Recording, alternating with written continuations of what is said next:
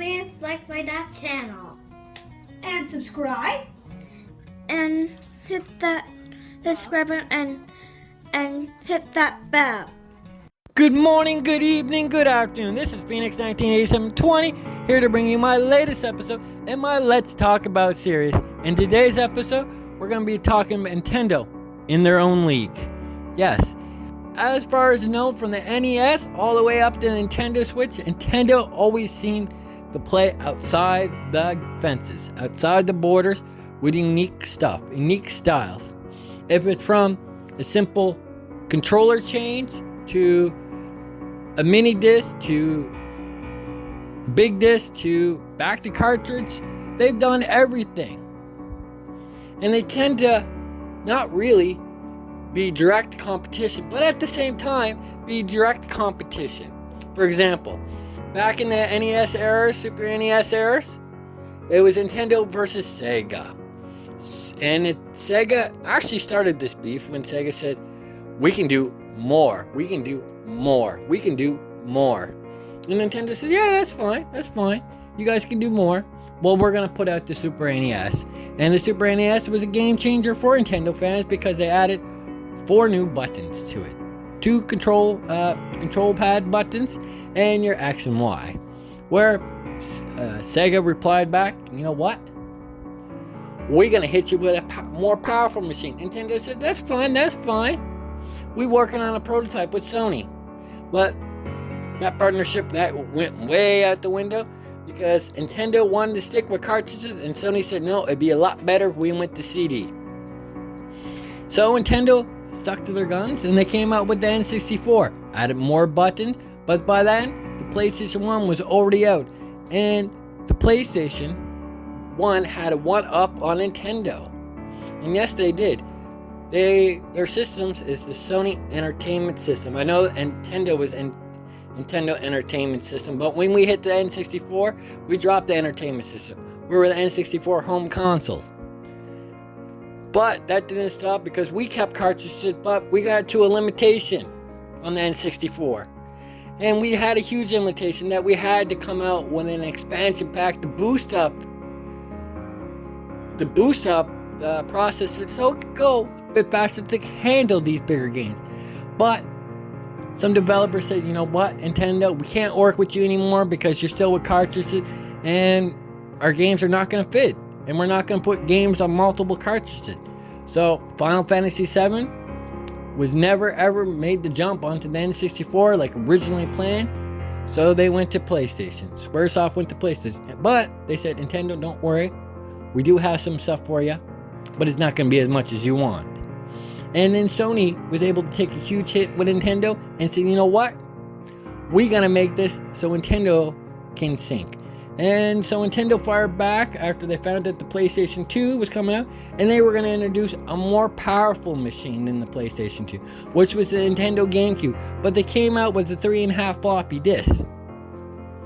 Optical discs, whatever you want to call it. Not the floppy disks, optical discs. And they were small, but it didn't offer anything new. PlayStation 2 said, you know what? We got the bigger disc size. You may have the most powerful machine, but we got a DVD player. So it was hit out of the park. And by this, Microsoft came in and was like, oh, I got to fight two other big giants. Well, Nintendo's kind of doing their own thing like they always do. So with our raw power, we're going to beat up Sony. But it turned out the other way. And then we get on the Wii era. And Nintendo's finally went to big size disc because that's what developers want. But they have the controllers. We're the Wii remote. And they always played like that. And people say, oh, that's fun. But games were harder to design for the Wii. Even though the Wii took off and Nintendo was the only one that really mastered it, they were, at this point, not battling with Sony and Microsoft. They were just on the sidelines doing their own things with their own gimmicks. And their gimmicks for this machine was the Wii remote. And I can't even possibly say because the Wii remote was great at first, but when you play traditional games like you wanted to, like Zelda, for example, Skyward Sword, people didn't finish it because the motion control got so bad that they even introduced Wii Remote Plus attachment until they built them right into the controller. And it's supposed to stabilize your motion, but didn't really do that much. Now it was great machine for partying. Get 5, 6, 7 people over, have a party with them, and you play bowling, tennis, whatever was on Wii Sports and Wii Sports Resort. And that was all right. Nintendo was killing the sales, but software was dying on them because, again, they were in a league of their own. Why were they in this league of their own? What was so important that they had to stay in this league of their own? Because Nintendo wanted to be different. They didn't care about, at this point, power of the machine. They didn't care for any of that. They wanted to make good quality games for their fans. And third developer companies tried. It worked with Nintendo, but they were failing. So they asked Nintendo, when your next gen comes in, can you make it so it's this, and this? And Nintendo said, sure. And then Nintendo came out with the Wii U, which was, again, a league of their own, because they failed to market it properly, but they were doing so well. And they started selling off really good, but because of poor marketing, they didn't do as good as, and they tanked. And they tanked because the idea was classy. The idea was excellent that they have. But marketing killed them because they wanted to be in the league of their own. Yes, third-party games were supporting them. But as they saw sales decline, third parties said, yeah, we're not going to take a risk because it's going to cost us $25 million to make this game for your system. Yeah, and you're not selling consoles like we want you to. Yeah, so they battled and always been in their league of their own. Third-party supporters supported them or not. And Nintendo tried everything, but Nintendo kept their consoles pretty bare. Because on the Wii and the PlayStation 3, you had Blu-ray player on PlayStation 3, regular disc for the Wii. And then when the Wii U came out and the PS4 came out, well, the PS4 had the Blu-ray 2.0 in it. And then in the Wii U, yeah, we started getting some virtual, some digital streaming stuff like Netflix, YouTube, and just stuff like that. But it wasn't enough to keep people buying because they bought in console, or they didn't buy the console because it was a league in their own and they marketed it as a brand new controller. $300 controller. Nobody wanted to buy that. If you said it was a brand new console and you did not show any previous Wii game or Wii accessories in it, you could have probably put, they wanted to be in league of their own. They could have stepped it up to 720p with the Wii U, but they said, you know what? We're just going to step it up to 720, and we're not going to go any farther than that. We're not going to go to the 1080. We're not going to go to the 4K. We're going to keep it because this is what we want. But developers on the Wii U were like, yeah, no, DICE. We want to make bigger games, and you're limiting. So you're going to get the games we're going to give you, or we're going to give you nothing. And again, Nintendo, a league of their own, they said, you know what, that's fine, we'll kill them with first-party software until they really weren't doing no sales with the Wii U. But, and overall, they decided to do sales, and they said, you know what, all developers are right.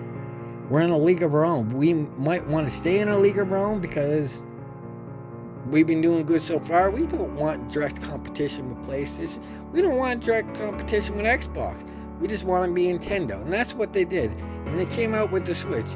And the Switch brought everything all to a full circle. But they went to cartridge, which was an awesome idea because the Switch is a portable hybrid console. But it lacks everything else. Like, there's no apps really for like streaming. Like if anybody wanted like Netflix, to put on Netflix on your tablet or on your dock, you get Netflix there and go watch it. But they didn't do that, and they still haven't. They started pouring out a little bit of apps here and there, but they kept it in league of their own. A lot of people are screaming Nintendo should jump back in the ring, come out with this powerful console, because we know Nintendo can, and knock out their competition with left, right, and uppercuts. But they tend not to. They're saying, you know what, we're fine doing what we are. We're always going to be in our league our own. We're not going to competition with these guys. We don't need to. Either we're going to do the sales we're going to do, or we're not. And then we're going to come up with a different way to do video games. And that's how Nintendo's always thought. They have always thought outside the box how to gimmick their consoles to give people different ways to play. And that's what they did. They went from Nintendo to Nintendo hardcore fans to Nintendo casual fans to we're going to open this up from young Nintendo fans all the way up to old Nintendo fans that's been playing the console for 30 plus years. Why not? And it's working for them. Being in the league of their own has worked for Nintendo over the last almost 40 years now. But it is what it's gonna be, and you can't lie about that. Nintendo does great when they put their mind to it, and they do awesome. Yes, their catalog selection for the Switch is not up there with Xbox or PlayStation, but it's still up there, and they're still getting. They got over 4,000 games on the Switch, being in a league in their own, because the Switch was a console that got a lot of developers back for Nintendo meeting the minimum requirements that the developers want. Now the technology is outdated, and we're getting a new console coming 23-24. But will that be another gimmick, or will Nintendo say, you know what, we're going to put the gloves on and we're going to start beating up our competition? Or are we going to stand on the sideline and be a league of their own? Don't ever know what Nintendo does what Nintendo wants to do. They don't care. As long as you're paying them and they're pumping out software, they don't really care. Trust me. I own over 100 Nintendo Switch games, and gonna get a bunch more as they come out, because to me, Nintendo is my console, and because Nintendo is in a league of their own, I enjoy playing Nintendo games all the time. And who doesn't? Who doesn't like playing Nintendo games all the time? I know I do. And it's because Nintendo is in a league of their own. So you tell me what?